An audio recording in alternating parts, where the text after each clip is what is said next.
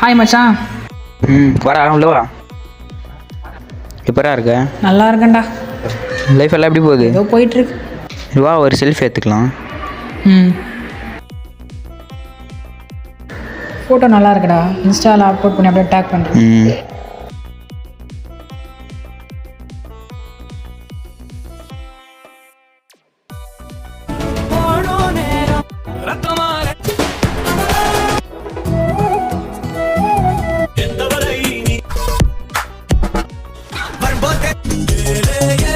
சரி மச்சான், நீ அப்லோட் பண்ணுற, அப்புறம் பார்க்கலாம்.